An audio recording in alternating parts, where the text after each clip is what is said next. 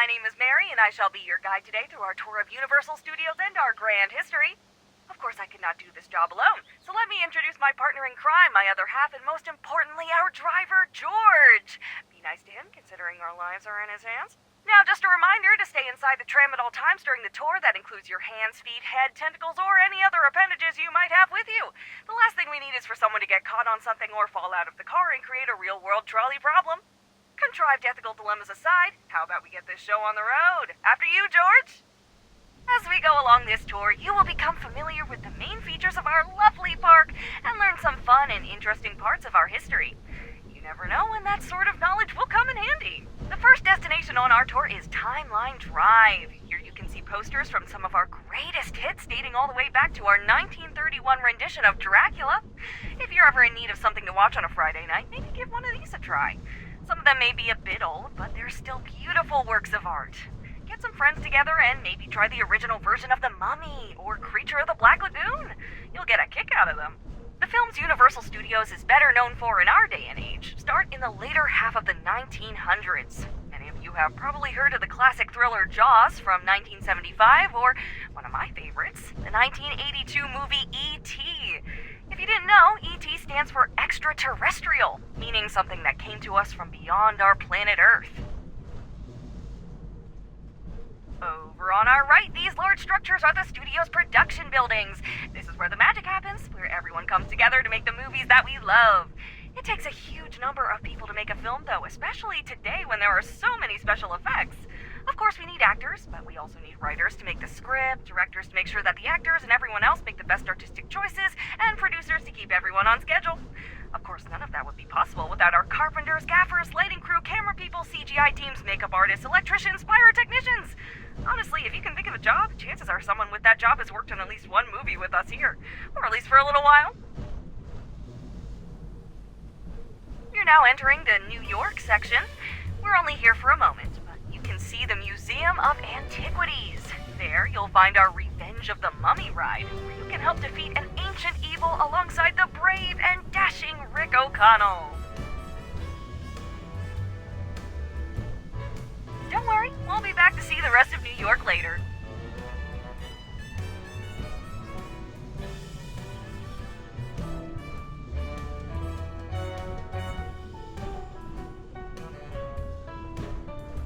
Now I welcome you to the Golden Gate City, San Francisco. This hilly town is famous for its tram system and infamous for its earthquakes. Most earthquakes are caused when two tectonic plates grind against each other and suddenly shift. The entire planet is covered in these plates, and the places where they meet are called fault lines. Wouldn't you know it, most of California, San Francisco included, lies on a fault line, so you can expect a lot of earthquakes in this area. Speaking of which, I want to show you a little demonstration on how we make earthquakes in the movies. This set was built in the 1980s with the tracks dug right into the floor. When they were done with that movie, though, the guys in charge thought, earthquakes are pretty common in movies, so let's just keep this one. Now all they need to do is redecorate the scene whenever they want a different earthquake location. Let's see it in action.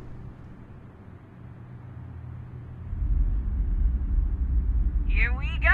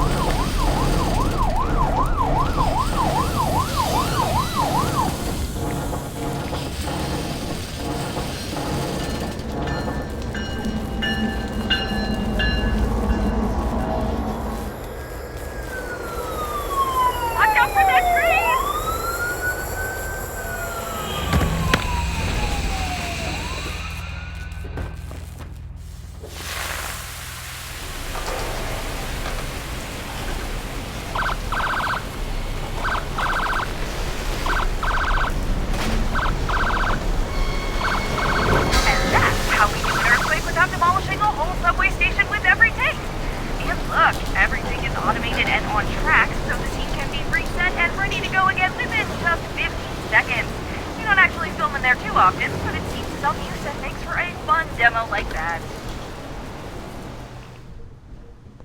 Anyhow, welcome back to the Big Apple. This grand old town has history and culture everywhere, provided you can overlook the Yorkshire Terrier-sized rats, and is a massive hub of the arts. The famous street Broadway is home to some of the best and most popular theater performances in the world, but you can find beautiful, rich work all over town. The city is like an incubator for the arts, some place where some of our country's greatest works are born, including a bunch of movies. Not everything is filmed in California after all. Passing on our left, we see the building where the ride based on Steven Spielberg's famous film E.T. runs. If you haven't yet, you should give it a whirl. Now that's something to phone home about.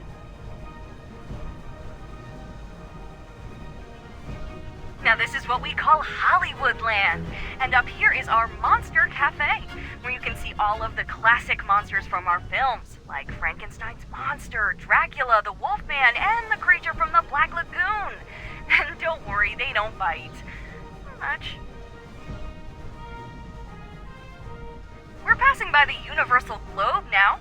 Right now it's missing something though. I heard that Woody Woodpecker asked you to help find the missing letters and restore the globe. I hope to see those letters back soon. The park just isn't the same without them all spinning around. Something smells swampy. I heard a green ochre lives over there.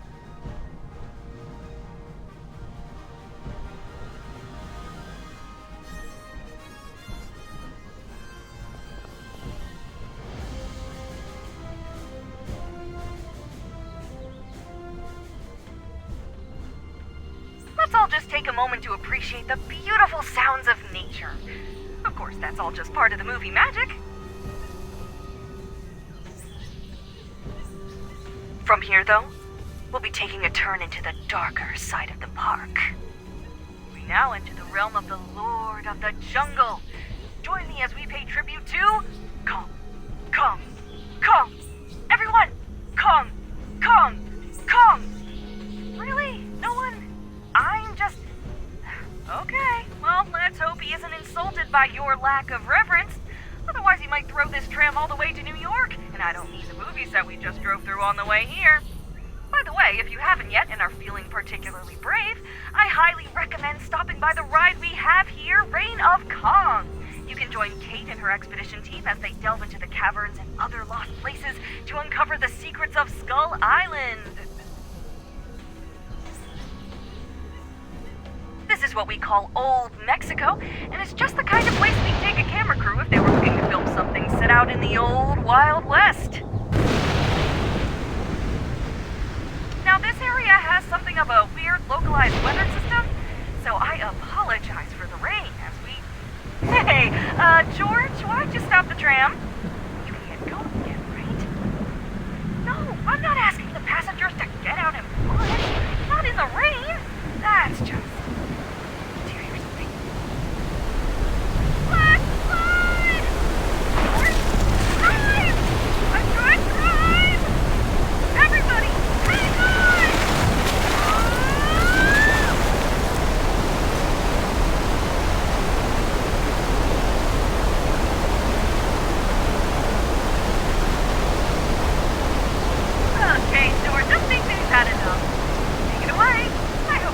that little demonstration of how we make rain and floods happen on set. We pump in thousands of gallons of recycled water from tanks at the top of the hill for every one of those. If you were lucky, you might have also noticed the hidden pipes and sprinklers that are set into the roofs, trees, and telephone poles of the set, creating that lovely rain effect. But enough of the Wild West. Cowboys are fun and all that. What's the wildest thing you can think of that we might have here? Dinosaurs! On to Jurassic World! Up ahead, you can see a pair of magnificent brachiosauruses relaxing at the edge of the lake. Quite jaw-dropping, aren't they?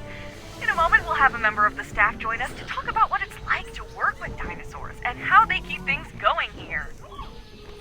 Wait a minute, this isn't Paddock 5. There's a 5 on the key, right? Might have taken a wrong turn somewhere.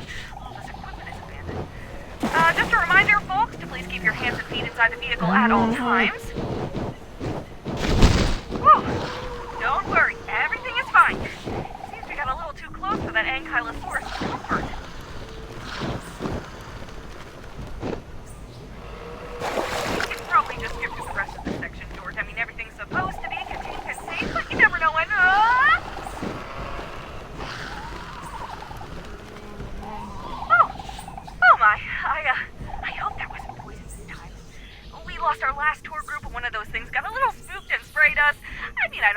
like I'm about to keel over and pass out, but, well, maybe everyone should take a quick shower once we're done with the tour, just in case.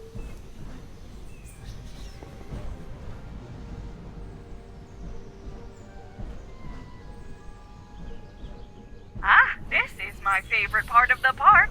Welcome to Amity Island, where the sun is warm and the swimming is prime. If you're in the mood for a beach day, this is the place to... The beach is closed. Huh, I wonder why.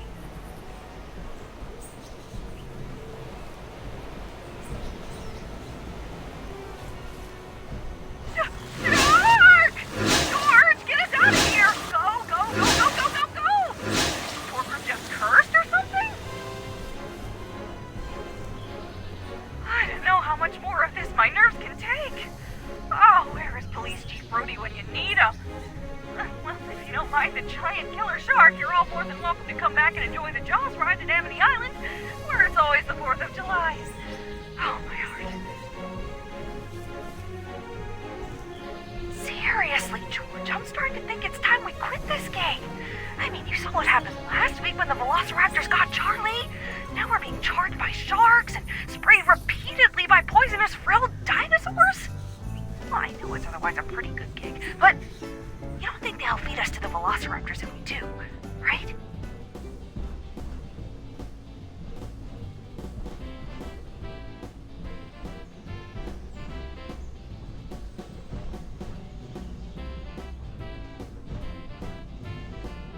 On our left, you can see one of our last sites on this trip, the Institute of Future Technology, where Doc Brown works on his questionable inventions. There you can find his famous time-traveling machine, and I believe he's even letting people take rides through time in a new one, too. Might be worth stopping by. That is if you can think fourth-dimensionally.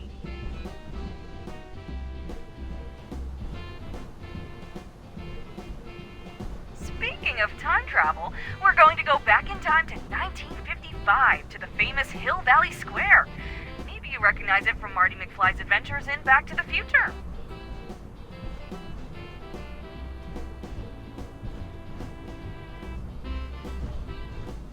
Oh, look! There's Doc on the top of Hill Valley City Hall. What's he doing up there? Another one of his harebrained experiments?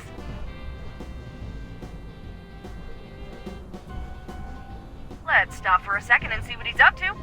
Though I don't like the look of those clouds. Hey, Doc! You need a hand or anything?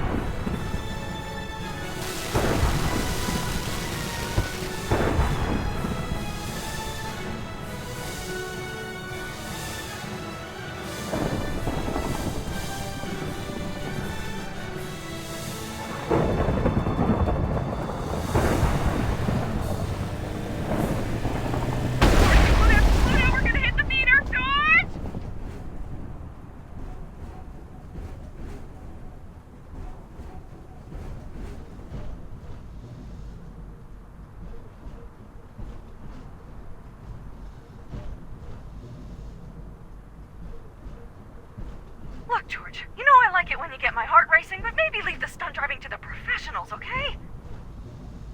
I'm not sure what that was, folks, but hopefully Doc is okay.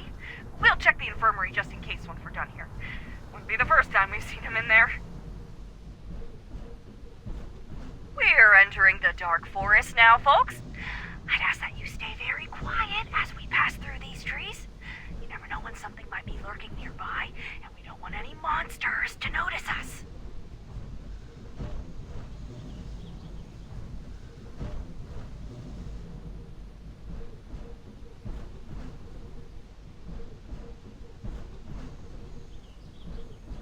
And here is our last stop on the trip, Little Europe and the Court of Miracles.